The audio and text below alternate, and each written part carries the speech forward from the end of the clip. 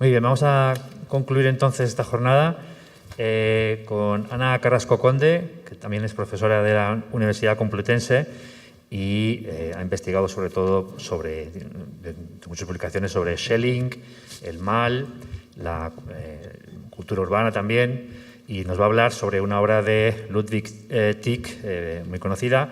Le doy paso sin más. Bueno, buenas tardes ya en estos momentos. En primer lugar, agradecerle al Círculo, que siempre nos acoge de forma muy amistosa, por la amistad también que nos une, y también expresar mi felicidad al hecho de haber organizado este seminario junto con Germán y a Nuria Sánchez Madrid, a quien admiro profundamente. Yo admiro a muy pocas personas, pero Nuria es una de ellas. También les agradezco a ustedes estar aquí. Veo caras conocidas que me alegra mucho ver aquí. Y aprovecho, si mis estudiantes de máster están viendo esta conferencia que empieza con retraso, acabo de mandarles un correo electrónico para decirles que empezamos tarde, pero que va a haber clase, la va a haber. Bueno, dicho esto, a la hora de abordar la ironía romántica, la ironía tal y como la entiende Schlegel, hay que acotar una serie de cosas y es un poco lo que quería hacer antes de leer el texto. He preparado un texto para no excederme en el tiempo. Hegel ha conseguido, o tiene la extraña capacidad de conseguir reescribir muchas cosas, ¿no?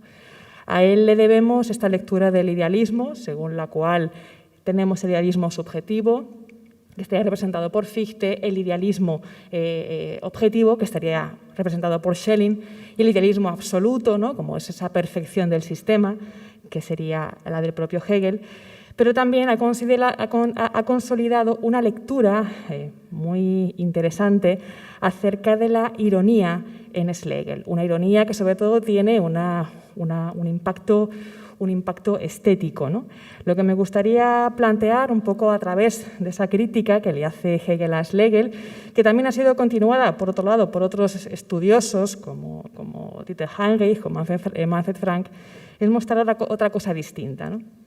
Es verdad que la ironía estética la ironía romántica, está estrechamente relacionada con una lectura que se hace de Fichte.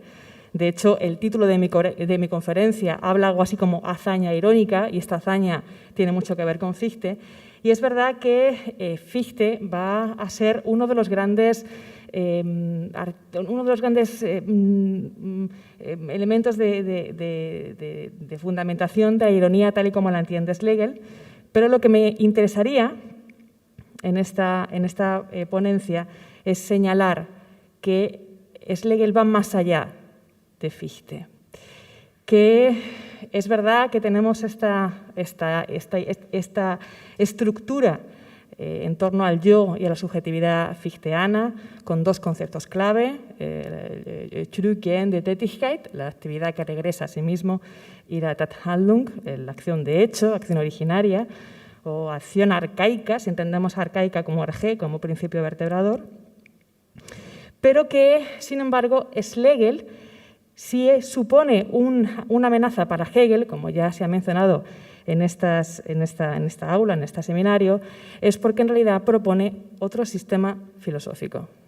Es un sistema que no cierra, es un sistema que no puede cerrarse, es una respuesta un poco a una filosofía eminentemente romántica. Por otro lado, esto también nos va a dar cuenta de que la ironía no es solamente una traslación a la estética de la propuesta fichteana, sino que precisamente parte de la fuerza y también motivo de crítica de Hegel es que la ironía se puede erigir en una herramienta de crítica social en torno a desplazamientos, ¿no? Bueno, y dicho esto, paso a leer la conferencia. Primero como tragedia, después como farsa, del 2009, es el título de uno de los libros que Slavoj Žižek, en el que ahonda en la ideología capitalista en la que estamos inmersos, tan arraigada que aun cuando pensamos que nos quedamos fuera, seguimos siendo cómplices. La formulación del título hace referencia a Marx, que a su vez en el 18 Brumario de Luis Bonaparte parafrasea a Hegel. Cito: Hegel dice en alguna parte que todos los grandes hechos y personajes de la historia universal aparecen como si dijéramos dos veces, pero se olvidó agregar, una vez como tragedia, otra como farsa. Fin de cita. De ahí que el núcleo del libro de Žižek esté asociado con la crisis económica del 2008. La idea de Hegel, a la que alude Marx y recupera Žižek sobre la repetición de la historia, necesita de un motor que no es otro que el movimiento dialéctico. Parece que creemos estar fuera cuando en realidad estamos atrapados en la ilusión del afuera, generada por el propio sistema. De ese modo, la farsa es doble, porque donde parece que hemos avanzado, estamos en realidad un giro más interior, un giro más, hundidos en arenas movedizas, ¿no? Es un giro mucho más hundidos de lo que podemos imaginar. Como leemos, en Primero como tragedia, y cito: hoy en día nosotros solo imaginamos que no creemos realmente en nuestra ideología. A pesar de esta distancia imaginaria, continuamos practicándola. Nosotros creemos, no menos, sino mucho más de lo que imaginamos que creemos. Fin de cita. La historia es, de este modo, una repetición malograda en la que, como vuelve a parafrasear Žižek, recordando esta vez a Marcus, la farsa es más terrorífica que la tragedia original. Parece difícil salir de este bucle de repetición del interior del Capital, por recordar la formulación y el título de Sloterdijk. Si se lleva a cabo un dislocamiento de ciertas estructuras, como aquella que Ludwig Tieck, que alguno de ustedes conocerá y otros no, pero que es el rey del romanticismo, aplica en sus obras a través de la puesta en práctica de la ironía romántica, que no es otra cosa, por recordar ahora mismo a Friedrich Schlegel, que parábasis permanente, es decir, interrupción de la obra representada e irrupción de un discurso mediante el desplazamiento en el registro teórico donde todos los roles quedan puestos fuera de sí mismos, algo que es característico de los recursos empleados por Tieck. El salirse de la obra o el salirse del personaje, aunque, y esto es meramente tickeano, el personaje habla de sí mismo como personaje, el cual tiene conocimiento del condicionamiento dramático de su propia existencia. Por su autoconciencia se vuelve tan objetivable como el escindido yo del romanticismo temprano. Y así, de pronto, los actores cambian de obra, de rol o hablan al patio de butacas. De entre las obras de Tieck destaca El gato con botas, de 1797, que es una adaptación de un cuento recogido por Charles Perrault en Histoire ou conte du temps passé, de 1697, en la que el auditorio se ve reflejado incómodamente en una representación en la que el público ficticio, el molinero, el cerrajero, el pescadero, cree haber salido de la minoría de edad y de la superstición gracias a la ilustración. Ahora bien, ¿y si sucede, como sostiene Žižek? ¿Y si ellos creen mucho más de lo que imaginan que creen? ¿Y si es posible que nos den gato por liebre? El comienzo de la representación del calzado gato representa una discusión acerca de si es posible que un gato real sea un personaje de la obra y además central, o si están frente a un cuento infantil que pueden juzgar desde el buen gusto del que ha recibido una adecuada formación. Cito, dice el pescadero: de veras que me pica la curiosidad. Oiga, señor molinero, ¿qué opina usted de la obra de hoy? ¿Acaso la conoce? Y dice el molinero: ni por asomo. Extravagante título sí que tiene, El gato con botas. Espero que no hayan tenido la ocurrencia de poner en escena una tontería para niños. Y dice el cerrajero: un cuento infantil. Pero por amor de Dios, ¿acaso somos niños para que nos vengan con tales cosas? Capaces son de sacar a escena un gato de carne y hueso. Y dice el pescadero: gracias a la ilustración que nos ha traído las oportunas luces, hemos superado ya tantas ñerías y supersticiones. Fin de cita. ¿Cómo se vería realmente nuestra época desde la perspectiva de la ironía romántica? ¿Qué no vemos en nuestro creer saber?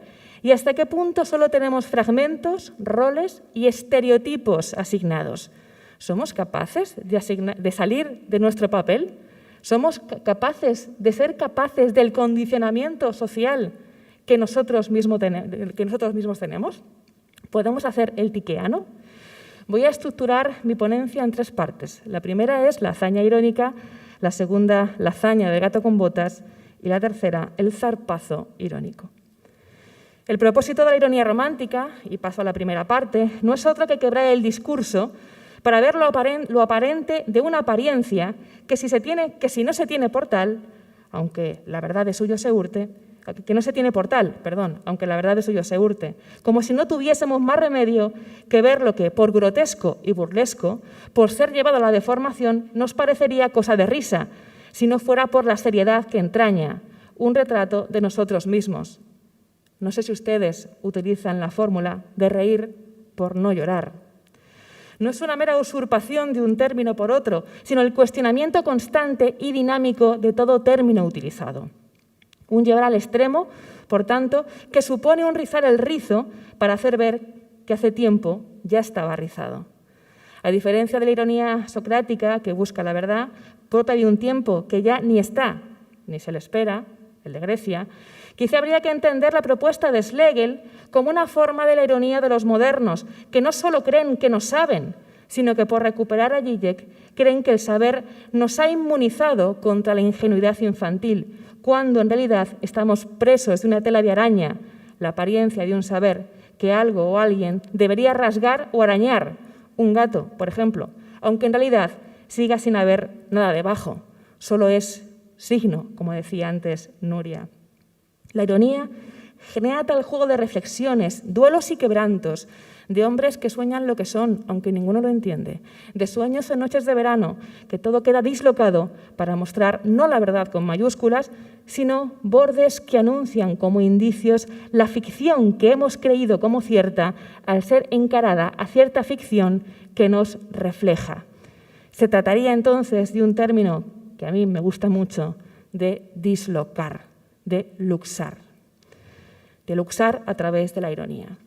La ironía es, por ello, un juego de reflexión que se caracteriza, como señala Domingo Hernández, ya citado en la conferencia anterior, por ser la forma de lo paradójico, por implicar la conciencia de la agilidad eterna y el caos, por una parábasis permanente, por verse impelida al infinito y, además, sigo a Schlegel ahora, por ser la patria de la filosofía, al poner de manifiesto la problematicidad de lo que creemos como cierto al enfrentarnos a la autolimitación. Para entender estas características no hay que perder de vista la influencia de Fichte en el denominado Círculo de Jena, of Romantik, al que pertenece Tieck, porque precisamente lo que toma Schlegel es el movimiento mismo que Fichte introduce en la rígida propuesta de Kant. El yo es actividad libre, pero no una actividad libre cualquiera, sino una actividad que vuelve o regresa a sí misma cuando se topa con algo que no coincide con esta actividad que le constituye y que, por tanto, alumbra en el mismo movimiento la conciencia del yo, entendido como actividad, yo soy este que actúa, y de lo que no es el yo, dado que se contrapone a esa misma actividad, que es el no yo, algo me para, me frena, que no soy yo. Entonces dejo para otro momento la idea schillingiana del no yo que está dentro del propio yo. Fichte denominará a esta actividad zurückgehende Tätigkeit. Recuérdese el parágrafo 4 de la doctrina de la ciencia, según el cual, y cito, todo lo que el idealista exige es únicamente doch nur, una representación de mi actividad retornante, ¿no? O que retorna a mí. Fin de cita. Que dibuja la forma de una circularidad reflexiva de la conciencia. Pensarse es volver sobre uno mismo sin coincidir del todo con ese punto de partida que llamo yo, porque con cada vuelta o retorno hay un mayor conocimiento del yo, que no es igual al punto de partida del no yo, ¿no? Y también un mayor conocimiento del proceso. Hay conciencia, como bien señala con agudeza Hölderlin en Urteil und Sein, de 1795, porque hay una fisura de la subjetividad que implica una falta de concordancia radical. Cito, ¿cómo puedo decir yo sin conciencia de mí mismo? Pero ¿cómo es posible la conciencia de mí mismo? Es posible porque yo me pongo enfrente, frente a mí mismo, me separo de mí mismo y pese a esta separación, en lo puesto enfrente, me reconozco como lo mismo. Fin de cita. Está esa fisura ya de partida, ¿no? Esa disonancia, esa falta de concordancia que estamos continuamente tratando de obturar. Schlegel trataría de poner una filosofía para una modernidad rota o fragmentada, una filosofía para una modernidad rota o fragmentada, en cuyo origen se encuentra la emancipación del entendimiento, como señala Zondi en su artículo sobre la ironía en Schlegel de 1976, que incide en el elemento no solo de fractura de un yo escindido, sino de un mundo fragmentario. Todas las referencias están rotas, se vuelven cuestionables y objeto de reflexión. Habría que decir que la ironía es la herramienta de un sistema que se estructura en torno a una dinamicidad y un cambio constante de lo fragmentario. La esencia de la antigüedad era continuidad, la de la modernidad, la fragmentación, lo que lleva a afirmar a Schlegel en el 93 en su lectura de Hamlet, cito, que no hay quizá representación más perfecta de la desarmonía insoluble que en Hamlet, ¿no? Que es el verdadero objeto de la tragedia filosófica, que una desproporción tan ilimitada entre la fuerza pensante y la activa como precisamente es el carácter de Hamlet. Fin de cita. El sujeto aislado solo es consciente de su propio ser precisamente porque siente su actividad, pero no es capaz en un principio de percibir el mundo, ¿no? Esta es la lectura un poco más simplista de Fichte. Así se presenta el problema de la reflexión en el sentido de autoconciencia, de autorreferencialidad y de autocontemplación. La ironía consiste en ponerse frente a uno mismo, pero no para ver la fisura, que es una cosa imposible, sino para observar las muchas formas que adoptan la disonancia y reconocerme fragmentariamente en la diferencia, en lo que me parece otro, en lo que precisamente porque lo rechazo, es decir, porque no me es indiferente, me dice, me genera algo, rechazo, enfado, risa. Me obligo a verme desde fuera, dislocado, lo que desde luego tiene mucho que ver, mucho, si se piensa, con lo siniestro, unheilig. Luego voy a volver sobre eso, como no podía faltar. Puedo reírme, aunque es una cosa bastante seria. La influencia de Fichte es crucial, ya lo sabemos, se ha señalado en muchas ocasiones. En los fragmentos del Ateneo, como el 216, y los tiene, por ejemplo, que la Revolución Francesa, el Wilhelmeister de Goethe y la Wissenschaftslehre, en la doctrina de la ciencia de Fichte, son las grandes tendencias de la época. También se ha mencionado en la ponencia de Nuria. Fichte había establecido las bases de su sistema en 1794, pocos años antes de que se estableciera el Círculo de Jena, del que formarán parte Friedrich y Schlegel y August Schlegel, además de Novalis, Tieck y Schleiermacher. Pero estas le habían revestido ya se le había revestido con los ropajes del Mesías de la especulación, según Jacobi. Fichte fue leído con avidez. Es en este punto donde la lectura de Schlegel tiene especial valor, porque hace de la filosofía fichteana el motor de la ironía entendida como una pieza fundamental de un sistema que no puede ser sistema, sino solo fragmentos ab infinitum, reflexión, reflejo, pero con una fisura o abismo, en la cual la estética tendría como base una ontología de lo inasible y que, por tanto, para horror de Hegel, no podría ser aprehendido por ningún concepto. Solo tendríamos un juego de reflexiones sin nada detrás, ¿no? Esto también sigue siendo una lectura simple que me gustaría desmontar. En las lecciones sobre estética, Hegel entenderá que los románticos llevan al ámbito de la estética la propuesta fichteana, y esto es lo que todos hemos aprendido. Y así dirá: la forma más inmediata de tal negatividad de la ironía es, por una parte, la vanidad de todo lo objetivo, de lo moral, de lo que habría de tener un contenido en sí, la nulidad de todo lo objetivo y de lo que tiene validez en y para sí. Si el yo se queda en esta posición, todo se presenta para él como nulo y vano, con excepción de la propia subjetividad, que con ello es también hueca, vacía y fatua. Fin de cita, ¿no? Fíjense, ¿no? La idea de una ironía que se centra en la subjetividad, que no es más que una simplificación también del idealismo fichteano, que se presenta como algo que es meramente subjetivo y que elimina la objetividad, que elimina el mundo. Y aquí Hegel parece que no se da cuenta de que el yo de Fichte es y será siempre intersubjetivo, ¿no? Pongo yo y se pone el mundo. Para Hegel, la ironía de Schlegel no es sino un traspasar las tesis del autor de la doctrina de la ciencia al campo de la estética y se queda con la parte subjetiva. Como les decía, esta es la lectura que siempre hacemos. Ironía romántica, es ironía estética, es traspasar a Fichte, meramente a Fichte. Todos los románticos simplemente leen a Fichte y lo que hacen es pasar al lado de la estética sin hacer nada más, ¿no? La reflexividad del yo fichteano se convierte en una subjetividad egoísta, desligada de cualquier compromiso social, propia de una subjetividad desatada, que con su negatividad absoluta tendería a disolver toda determinación externa y, en realidad, el mundo entero, precipitándose hacia el abismo.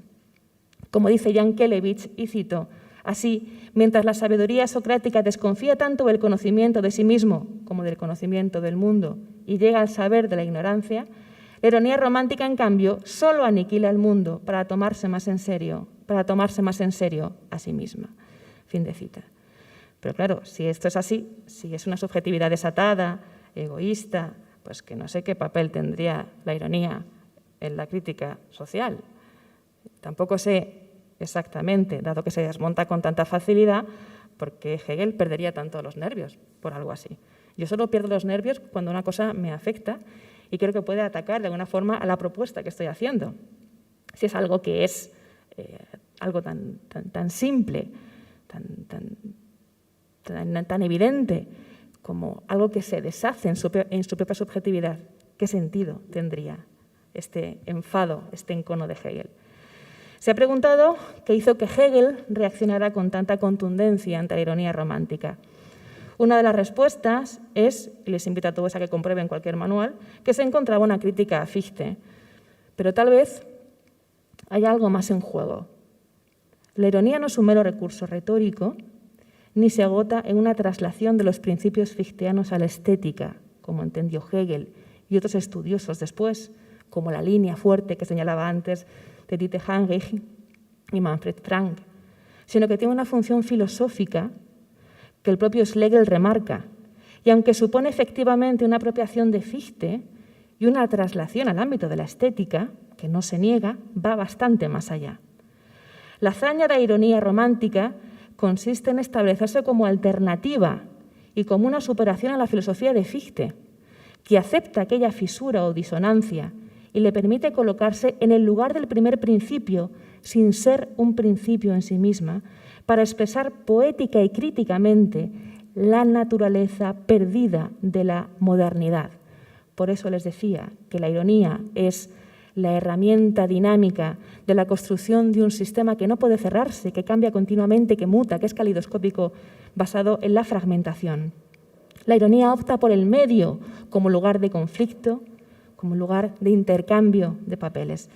El fragmento 46 del Ateneo es clave cuando sostiene, por ejemplo, en primer lugar, que la patria de la filosofía es la ironía. Atención, cuando no se puede filosofar sistemáticamente.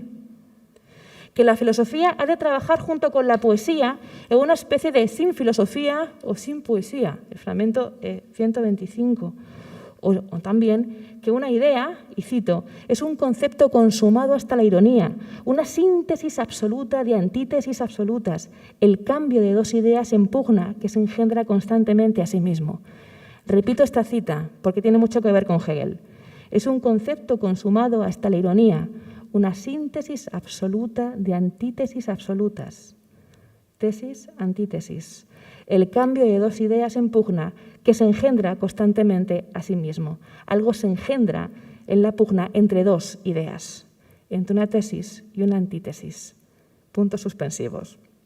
También es clave el fragmento 116, cito, solo la poesía, como el epos, puede convertirse en el espejo del mundo entero que abarca todo, en una imagen de época, y sin embargo, ella puede flotar en el medio entre lo presentado y lo presentante libre de todo interés real e ideal sobre las alas de la reflexión poética.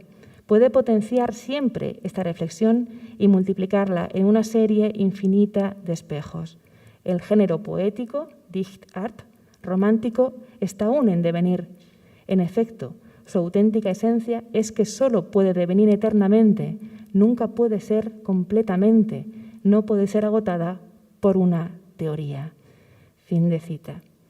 Es decir, que lo que tenemos es una fragmentación, algo que es continuamente dinámico, podemos cambiar las constelaciones continuamente, podemos cambiar los signos, podemos hacer más interpretaciones, pero esas transformaciones no son meramente teóricas, sino que tienen que ser prácticas, ¿no? La ironía es la herramienta filosófica de la asistematicidad de lo fragmentario, que es nuestra condición moderna, que acepta la imposibilidad de que haya un principio al que podamos llegar, una clave de bóveda o un cierre, que no hay autoconciencia que pueda cerrarse sobre sí misma, reconocerse y reconciliarse en su condición. Por tanto, no puede ser fichteana. ¿Por qué Fichte cierra? Claro que cierra. Por eso aparece Schelling y dice, no cierra. Tenemos precisamente un no yo dentro del yo, una naturaleza del yo que es abismo. El propio Zizek, en Menos que nada, describe la propuesta de Schlegel, de Friedrich, precisamente como un constante desbaratamiento de toda armonía sustancial. Nos parece que hay una armonía, construimos y nos esforzamos porque hay armonía, pero lo interesante es ver que todos son conjunciones, una especie de mecano, una especie de construcción completamente arbitraria que podemos ir cambiando.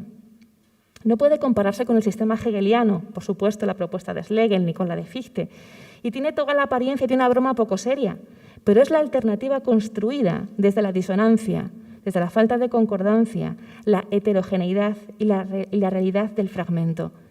Ya no habrá uno con todo, pero tampoco puede haber un todo articulado de forma coherente, solo movilidad de lo fragmentario. La ironía desde este punto de vista es efectivamente, como la define Schlegel, paradójica, porque contrapone elementos excluyentes, es conciencia de infinitud y caos y parábasis, es decir, interrupción buscada y deseada, imposibilidad de acomodo constante para hacer consciente lo fragmentario, disrupción de una impostada e irreal continuidad, porque solo tenemos fragmentos. Entonces, la idea es que se hace una interrupción, pero no es una interrupción que venga a quebrar nada, es una interrupción que señala que ya estaba quebrado, que ya estaba roto. La propuesta es la de una filosofía que no puede serlo y se une con la poesía, que no puede cerrar, por lo que, como sostiene Domingo Hernández, aunque en otro sentido, porque no se trata de Fichte, sino de la propia propuesta de Schlegel, y cito, no es que Hegel no entendiera bien a Schlegel, es que lo entendió demasiado bien. La ironía es una especie de dialéctica, atención, es que es maravilloso, es una especie de dialéctica negativa romántica que impide a Hegel la posibilidad de toda conclusión. Fin de cita. O sea, la idea es que la propuesta de la ironía romántica de Schlegel es una alternativa a Hegel, pero es una alternativa que no supone una continuación de Fichte, sino otra cosa distinta, ¿no? Efectivamente, es una apuesta por la disolución y la alternancia, pero no solo teórica.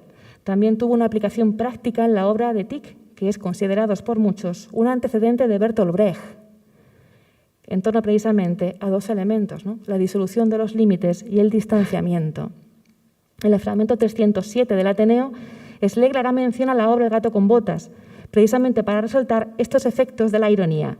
Cito, cuando declaro mi antipatía por el género de los gatos, excluyo El gato con botas de Peter Leverrecht.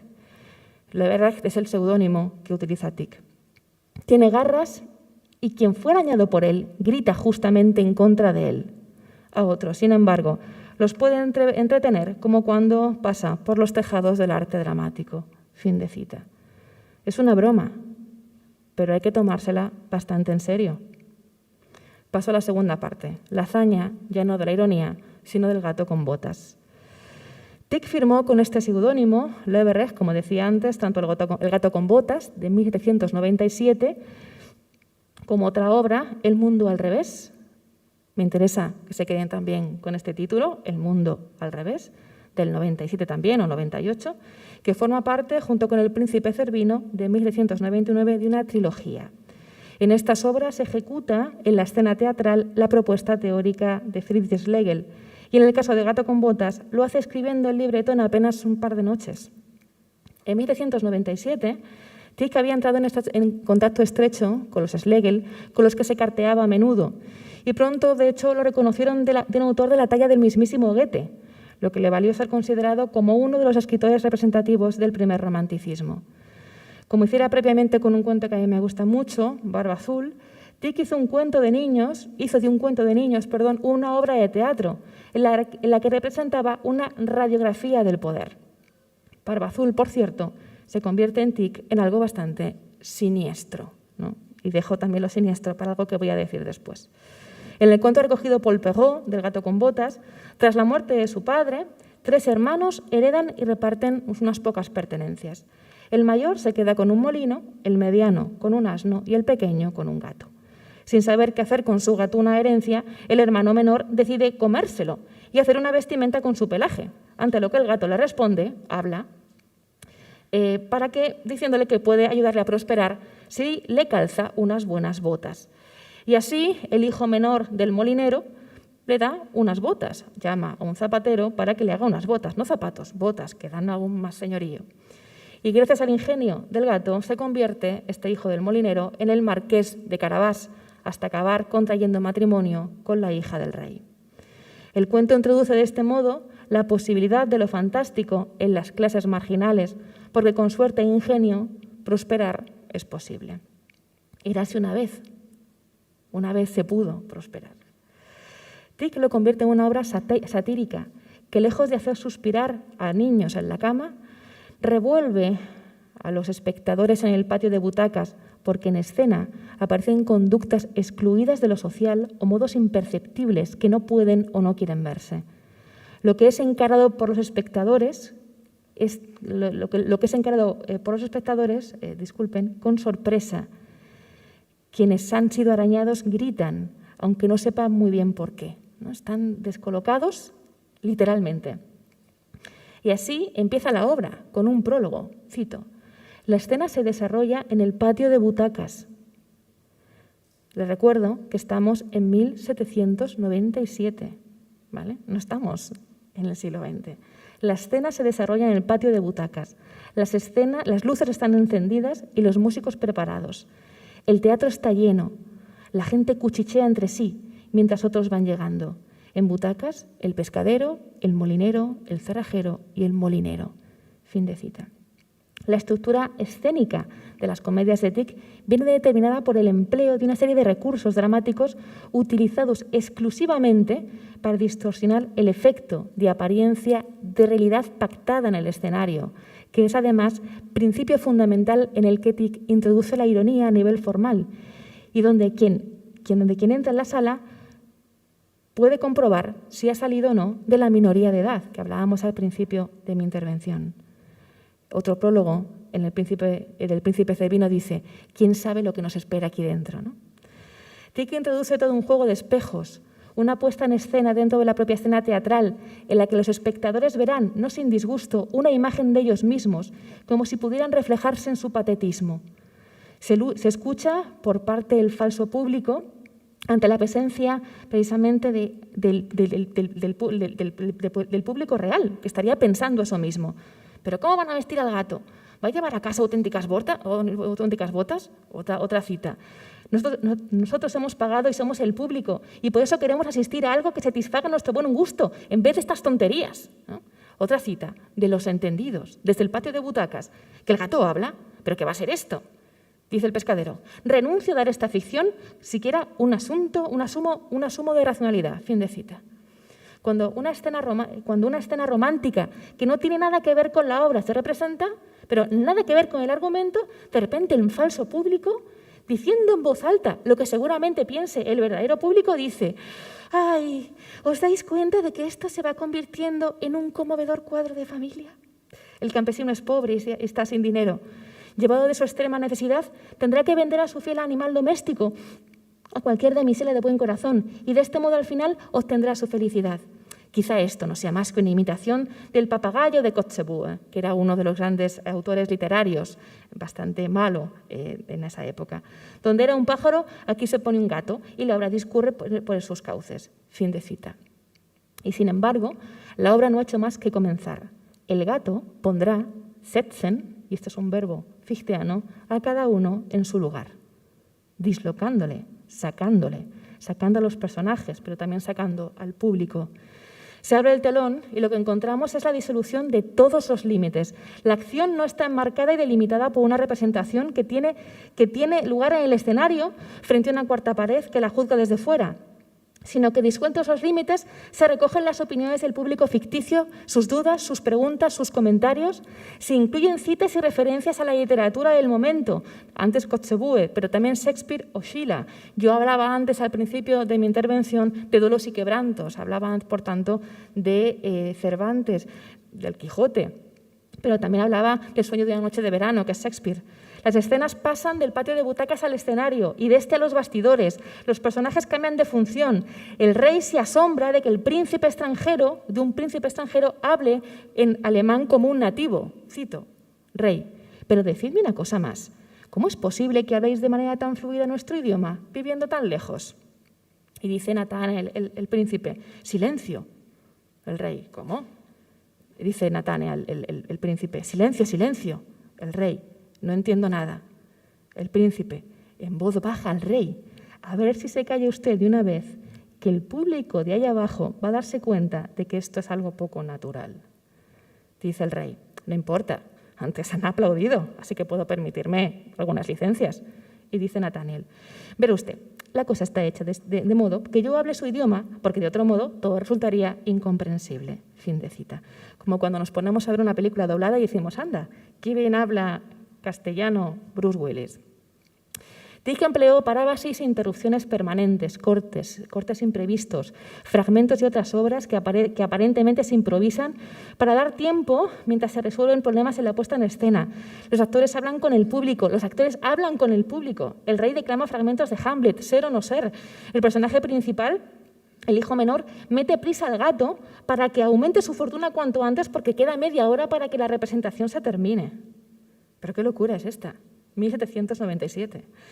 Los deseos del autor y director ficticio entran en conflicto con el racionalismo de una concepción poética basada en el buen gusto, del que todos los espectadores son especialistas y que como tales nunca ven satisfechas sus aspiraciones literarias. Todo el mundo tiene opinión, todo el mundo puede juzgar, todo el mundo se considera entonces adalid del buen gusto. El público se queja y el autor aparece en escena y dice el autor, lo que yo quería mediante humoradas, en caso de que me salgan bien y de manera amena, era entretenerles con auténticas farsas, dado que las obras raramente nos dan la oportunidad de reír. Fin de cita.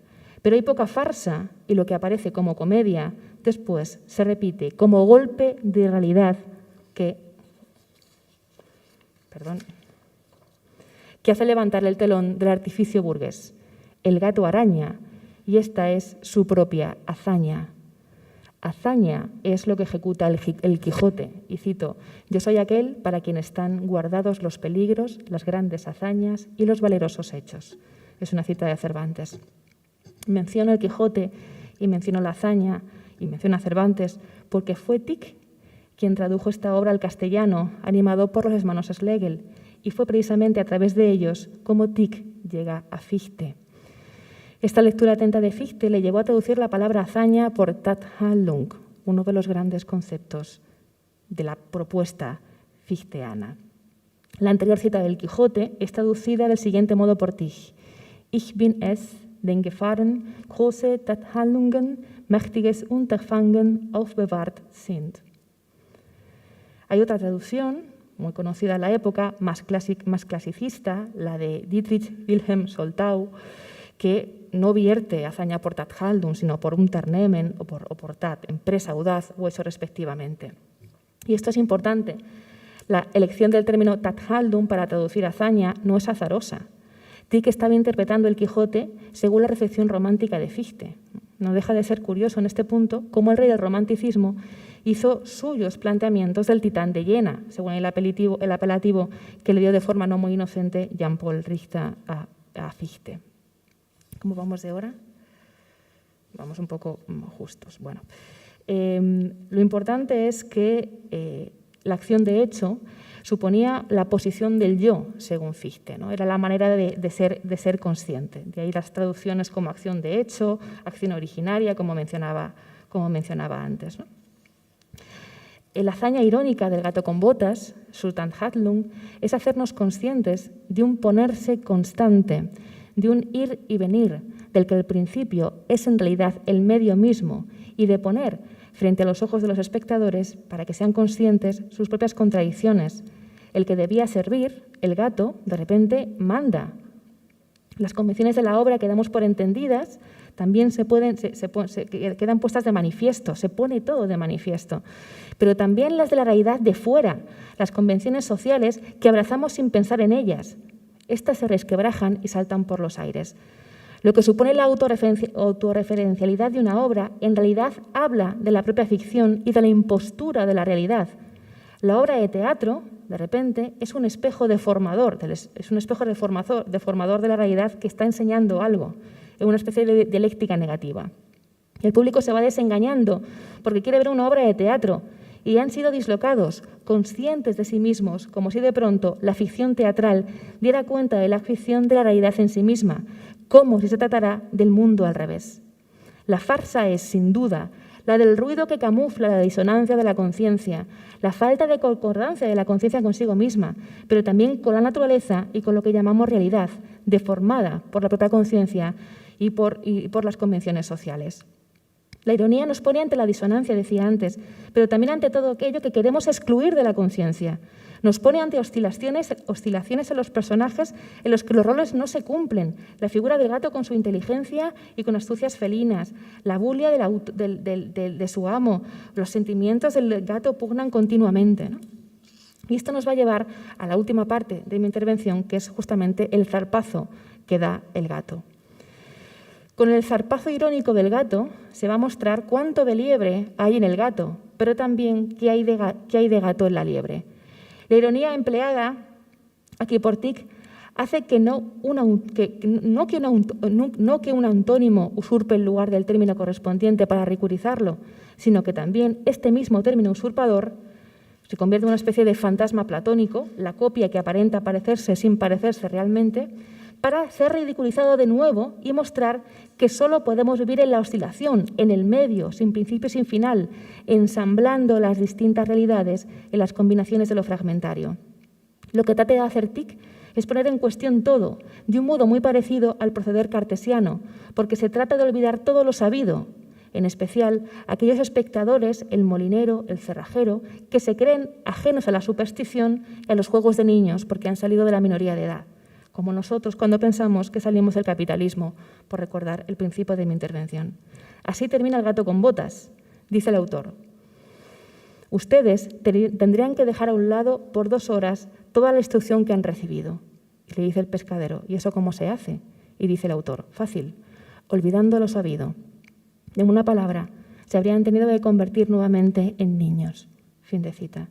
Y eso, volver a la infancia, como ser ingenuos, como volver a Grecia, ya no es posible. La ironía, así concebida, asiste al proceso de autodisolución y autodescomposición de la realidad ordinaria en torno a una circularidad y confusión continuas que se asemeja al Churuk-Gehen fichteano, en la que el punto de partida es inaccesible. De este modo, la representación, como las reflexiones sucesivas del yo fichteano, no pueden sino acabar en un teatro de espejos, en las 1000 capas de una muñeca rusa. Cito de El mundo al revés, de Verkehrte Welt, siempre hay una obra dentro de una obra. Fin de cita. En esa misma línea, en el Phantasus, la colección de cuentos, narraciones y obras teatrales seleccionadas por el propio Tich mencionará el movimiento circular, Cirkellinie, de la conciencia, que no conduce nada salvo de vuelta a sí misma. Pero en esta vuelta hay algo siniestro, como señalaba antes en 2 ocasiones, en el sentido con el que Freud lo emplea en 1919. Para redactar lo siniestro, Freud consulta varios diccionarios, como el diccionario de la lengua alemana de Sanders de 1860. Hay menciones expresas, autores románticos como Novalis, Tich o Schlegel, y de forma destacable una entrada que resume parcialmente una reflexión del filósofo Schelling. Y la voy a mencionar porque Tieck, aunque es verdad que parte, en principio, de una influencia fichteana que se aparta de Fichte, precisamente por esta lectura que hemos hecho de la ironía en Schlegel, al final de su parte juvenil, en sus cuentos, se ocupa más de una línea más schellingiana. Recordarles que Tieck es amigo íntimo de Heinrich Stephens y de Ritter, que son dos conocidos Naturphilosophen. La cita que recupera Freud de Schelling es la siguiente. Cito: «Nos llama la atención una nota de Schelling que anuncia algo completamente nuevo e inesperado sobre el concepto de unheilig, siniestro, según el cual todo lo que debería haber quedado oculto, secreto, se ha manifestado». Fin de cita. El término alemán para expresar este manifestar es hervortreten, que implica la idea de dar un paso, treten, hacia aquí, her, que imprime dirección, y que pone al frente algo, por delante, vor, para destacarlo. No es que se manifieste, sino algo que ya está ahí, que siempre está presente, que está delante de nuestros ojos, pero es imperceptible. Con lo siniestro uno se topa, no porque venga de frente, sino porque da un paso al frente, como algo que demasiado cercano a nosotros no veíamos precisamente a causa de la falta de distancia.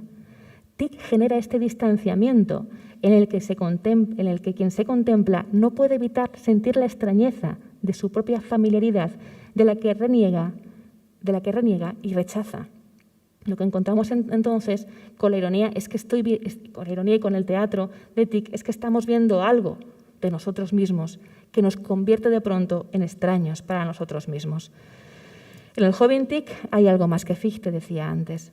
Su primera lectura no le abrió un mundo nuevo, sino que reforzó una intuición que ya había manifestado en su primera novela, William Lovell, escrita con apenas 22 años en el 95. Cito: «No me muevo por esta vía como un sonámbulo, como un ciego con los ojos abiertos. Todo lo que me sale al paso es una quimera de mi fantasía interior. Desierto y caótico yace todo a mi alrededor. Como con una varilla mágica golpea al hombre en el desierto y de pronto saltan juntos todos los elementos enemigos. Todo fluye para compensarse en una imagen clara. Pasa a través de todo y su mirada, que no puede volver atrás, no percibe cómo a sus espaldas todo se separa y se hace pedazos». Fin de cita. En el rey del romanticismo se encuentra ya de entrada algo que va a desembocar en otro gato, el gato negro de Edgar Allan Poe, ¿no? Tenemos el gato con botas, el gato blanco, el gato que parece que va a poder construir dislocando, y al final, cuando ese gato es demasiado molesto, pues se hace como con Plutón, que no sé si ustedes han leído el cuento, pero que el personaje, un ser humano tremendamente sensible, ironía on, lo ahorca. Bueno, parece que aquí también se repite, aunque no como farsa, sino como tragedia, la historia del gato.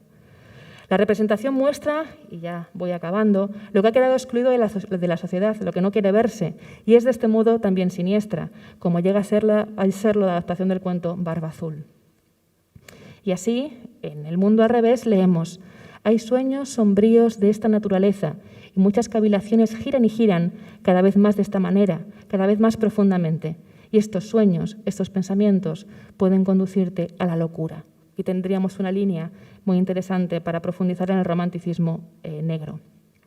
En la ironía romántica que emplea Tieck puede observarse la repetición patológica con sus aspectos más terribles y siniestros de la historia, como dijera Marcuse, con la que comenzaba la intervención.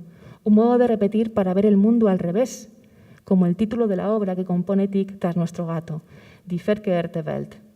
Aquí Tieck riza el rizo de la autorrepresentación, invirtiendo todos los roles. Los actores pasan a ser espectadores. Los espectadores asumen el papel de actores. Se invierten las coordenadas espaciales, escenario, patio de butacas. Todo ello incrementa la arbitrariedad y el absurdo y contribuye a resaltar el ambiente paradójico, ¿no? Al comienzo, un bufón, Escaramuz, que es el personaje cómico, de repente usurpa un rol serio y trascendental, ¿no? O en otro determinado momento, el payaso Pierrot, que es un payaso tremendamente triste, aunque se puede hablar después, sale del escenario, no quiere seguir y simplemente se sitúa como espectador. Hemos comenzado con Marx en mi intervención y con Alberto, para hablar de la transformación de la tragedia en farsa. Y hemos de terminar recordando que también Marx alude al mundo al revés. Preguntabais antes por relaciones de la ironía. Pues aquí tenéis una. Cito. Es el capítulo tercero, estoy leyendo del Capital.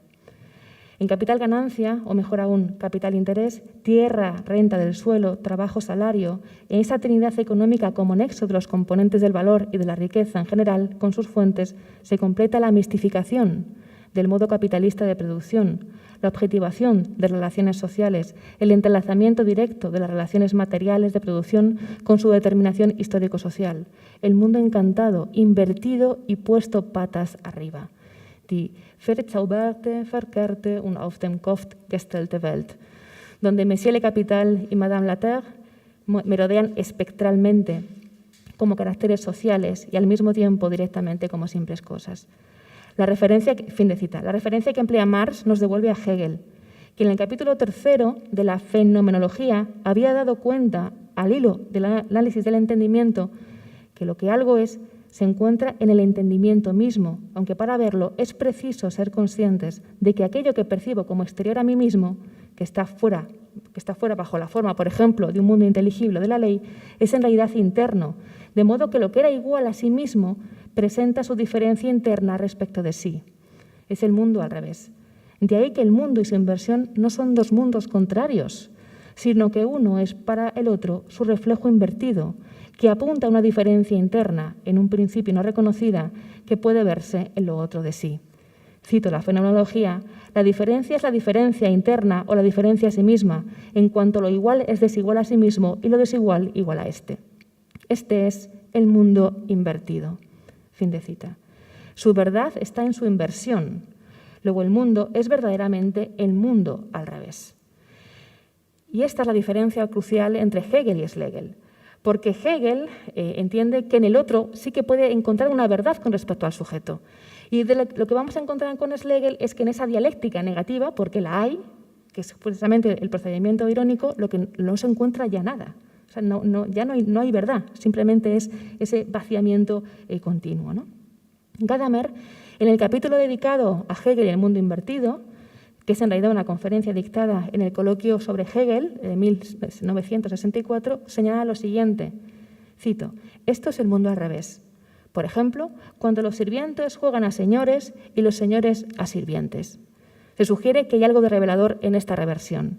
Fin de cita. Como el sirviente que juega a ser señor en El gato con botas, en ti que el teatro se convierte en espejo de la corrupción generalizada, como el espejo roto de Dionisos, que roto en 1000 pedazos, da una imagen más completa por fragmentaria del todo que se presentaba como homogéneo. Araña, porque lejos de tranquilizar o adocenar a la burguesía que se siente en el patio de butacas, representa sus hipócritas virtudes y sus ridículas ínfulas de buen gusto. Puede aquí rastrearse dos modos de entender lo que implica esta inversión de mundos y el ataque a ironía que llevó a cabo Hegel, precisamente porque apuntaba a la disolución del todo. Como sostiene Félix Duque, precisamente en el prólogo para ser leído después del gato con botas, y cito: «El poeta rompe en múltiples estratos el supuesto lenguaje universal de la razón. Y por eso, en TIC no hay mensaje de salvación, sino desconfianza ante toda realidad». Fin de cita. Lo que puede verse en este mundo invertido dice algo de la propia realidad, de aquello que quiere ser excluido, de lo que no quiere verse, pero esta imagen es solo una perspectiva más de un trampantojo sin final posible. Todo está deformado. ¿Por qué? Primero como farsa y después lo encontraremos como esperpento. Muchas gracias.